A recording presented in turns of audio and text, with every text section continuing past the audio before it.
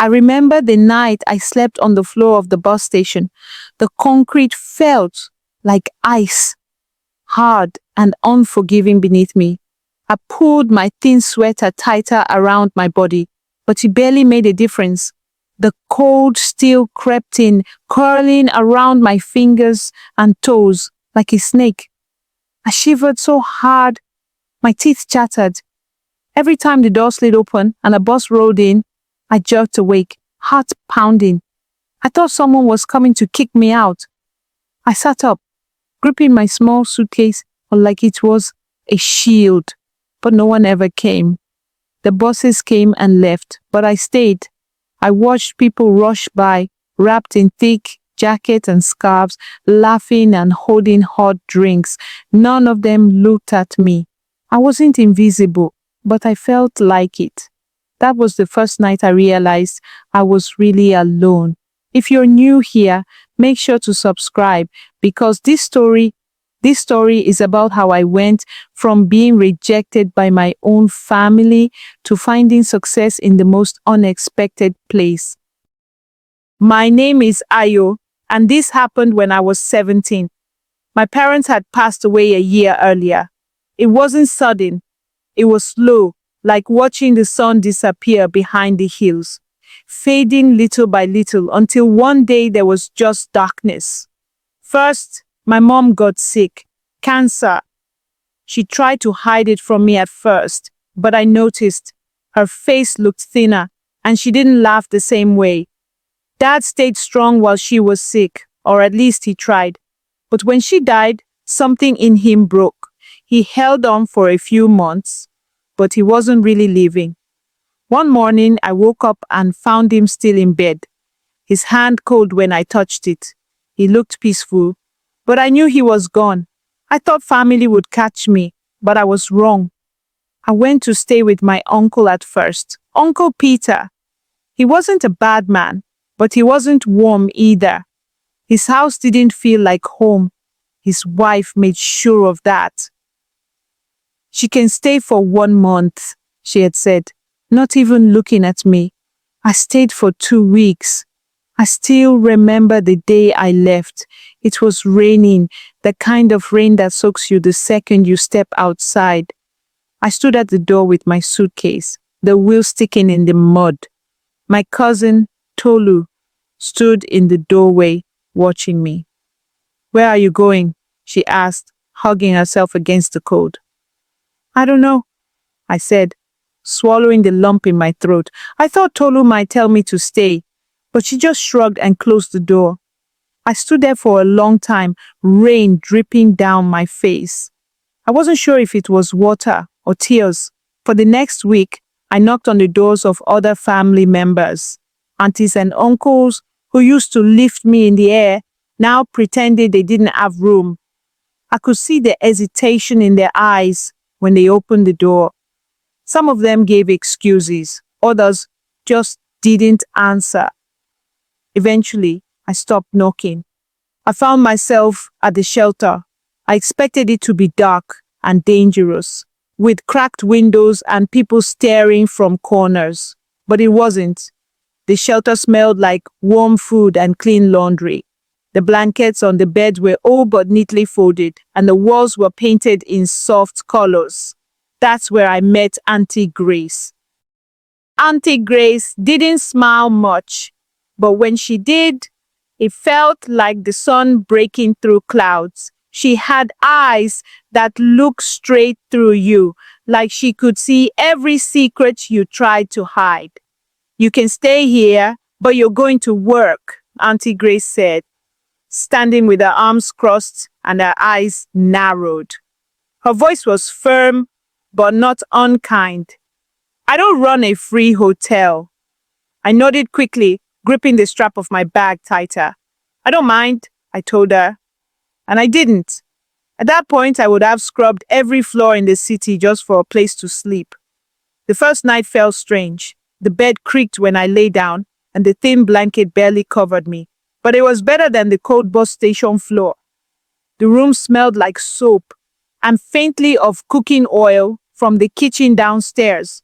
I could hear muffled footsteps and voices in the hallway, but nobody bothered me. For the first time in weeks, I felt safe. Every morning, I woke up early to the sound of Auntie Grace banging on the metal pot that hung near the kitchen. "Rise and shine! Floors won't sweep themselves," she called out. I jumped out of bed and got to work. I swept the shelter floors until my arms ached. I scrubbed dishes until my fingertips wrinkled. I folded clothes donated by strangers and sorted shoes by size. Auntie Grace watched everything, pointing out spots I missed or clothes I folded the wrong way. She never praised me, but sometimes she left an extra piece of bread on my plate at dinner. That was her way of saying I did a good job. One afternoon, I was folding donated clothes in the storeroom when my hand brushed against something cold and heavy at the bottom of a box. I pulled it out and found an old camera. It was scratched and dusty, and the lens was missing. But even though it was broken, I couldn't stop staring at it. The weight of it felt important, like it had been waiting for someone to find it. Later that day, I showed it to Auntie Grace. She glanced at it, barely stopping to wipe her hands on her apron. "That belonged to someone who stayed there years ago," she said. "They never came back for it. You can keep it if you want." I wasn't sure why, but I held on to that camera like it was something precious. I cleaned it carefully, using an old rag to polish the surface.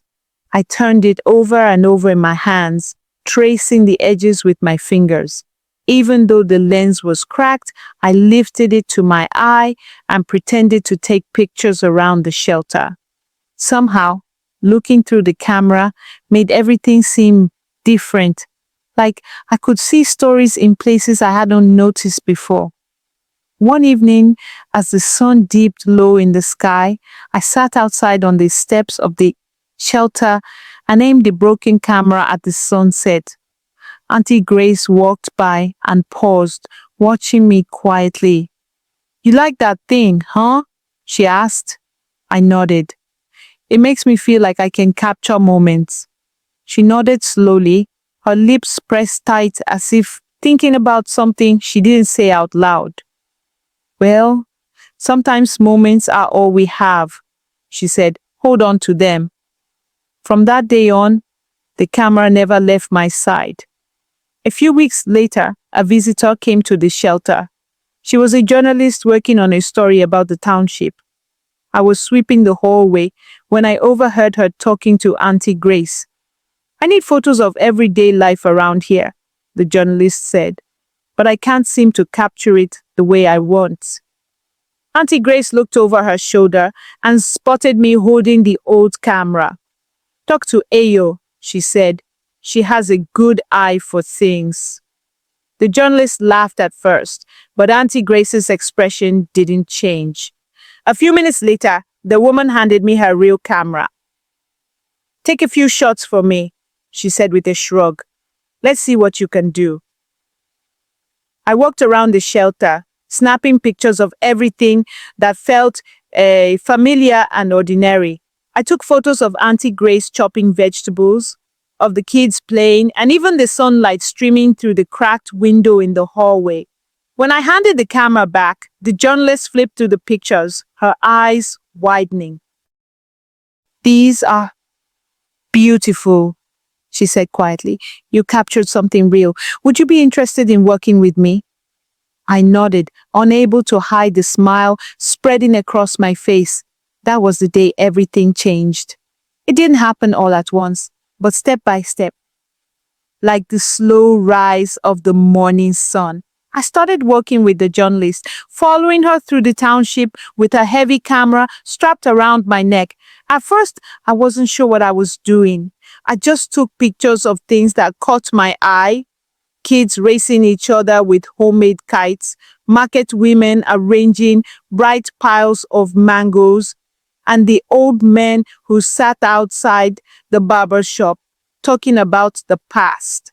The journalist didn't say much while I clicked away, but later that evening, as she looked through the photos, she kept nodding.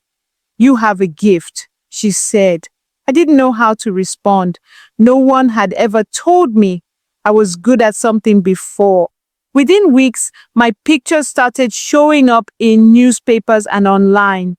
The first time I saw my name printed beneath a photo of the township, I stared at it for so long, my eyes watered.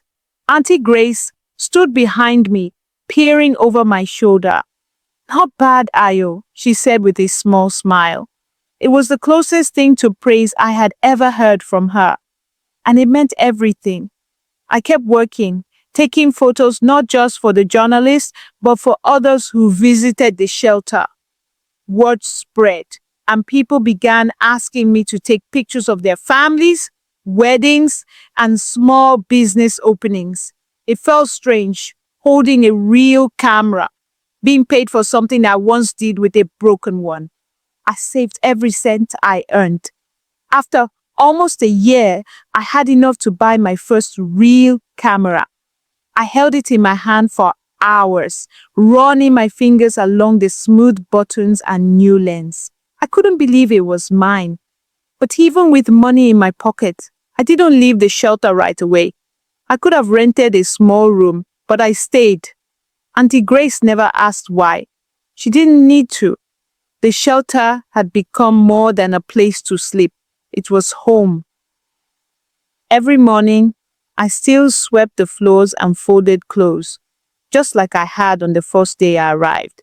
I did it not because I had to, but because it felt right. One afternoon, while I was sitting on the steps outside the shelter, watching the sunset, Auntie Grace sat down beside me. We didn't talk. We just watched as the sky turned orange and pink. Finally, she broke the silence. "You know you don't have to stay forever, right?" I nodded. "I know." She placed her hand on my shoulder, giving it a light squeeze. "But you'll always have a place here." A few years later, I opened a small photo studio near the market. It wasn't fancy, just one room with a big window and a desk where I edited pictures. On the wall behind my desk, I hung the old broken camera. It didn't work, but I couldn't bring myself to throw it away. Whenever I looked at it, I remembered everything. The cold nights at the bus station, the heavy broom in my hands, and Auntie Grace's watchful eyes. That camera wasn't just a reminder of the past. It reminded me how far I had come, and that even the things people throw away can lead you to exactly where you need to be. Moral of the story: sometimes rejection and hardship lead us to discover hidden talents and open doors we never expected. The path may be rough, but even broken things can lead to beautiful outcomes. Thanks for staying with us till now. Wishing you all a happy and a prosperous new year. Please do not forget to like, subscribe, and comment your thoughts. The end.